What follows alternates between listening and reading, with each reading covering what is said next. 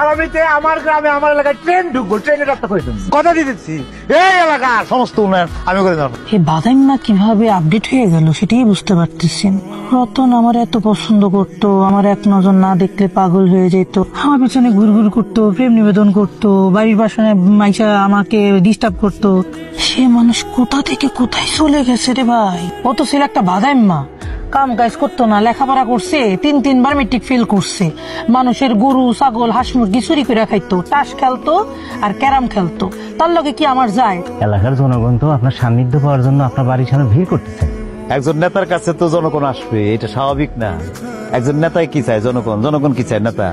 এটা তো normal issue. তুমি যাও, তুমি যাও, ওদের কি কি লাগে, তাদের কার কি ডিমান্ড, সবগুলো তোমার ডায়েরিতে লিখে রাখবা। খবরদার কানে শুনে চলে আসবে না, লিখিত রাখবা। মনে থাকবে আমার কই, আমার বন্ধু সেন্টু কোথায়? জি, উনি জনগণের সামনেই আছে, জনগণকে ম্যানেজ করার চেষ্টা করতেছে। ম্যানেজ করার চেষ্টা করতেছে, দেখছো? শিক্ষিত ছেলে না? একটা শিক্ষিত ছেলের কর্মকাণ্ড দেখলেই তুমি বুঝবা যে শিক্ষিত ছেলে। আমার সাথে একসাথে পড়াশোনা করছে, ভালো স্টুডেন্ট ছিল, ফার্স্ট ক্লাস পাস ছিল ক্লাসে, বুঝছো? খারাপ থেকে না, যাও তুমি, যাও যাও যাও যাও ওদের সাথে যাও। ব্যাক করলা, এই যে তেথে এদিক দিয়ে নেমে গেছে, মানে এটা বলে আমার পিএস। তোর তো অনেক পাওয়ার, অনেক ক্ষমতা, আমার একটা চাকরি ব্যবস্থা করে দিতে পারছ। আমি ওর বন্ধু, আমি ওর লাগে ভেবে রাখছি যে আমগো পার্টির এখানে যে সভাপতি পোস্টটা সেটা তোর আমি বসাবো। না, তুই চাকরি নিয়ে আসছিস। আচ্ছা ঠিক আছে, চাকরি দিতে করবি। কোন চাকরি লাগবো? সরকারি না বেসরকারি? তোর যেহেতু পাওয়ার আছে তাইলে তো আমার সরকারি চাকরি লাগবো। চাকরি লাগবো না? হতো নোট করে রাখো, একটা সরকারি চাকরি আমার বন্ধু আবার, কিন্তু বুঝলো? আরে লাল কলম দিলে বুঝো না, আমার বন্ধু, এটা লাগবে, সরকারি চাকরি লাগতেছে। টাকা পয়সা রেখে দিচ্ছ, বুঝছো? সব করে টাকা পয়সা মানে মানে কয়টা লাগবো? বন্ধু কেমন লাগে, কয় টাকা লাগবে আমি এখন কিভাবে বলবো? এখন তো বলতে পারতেছি না।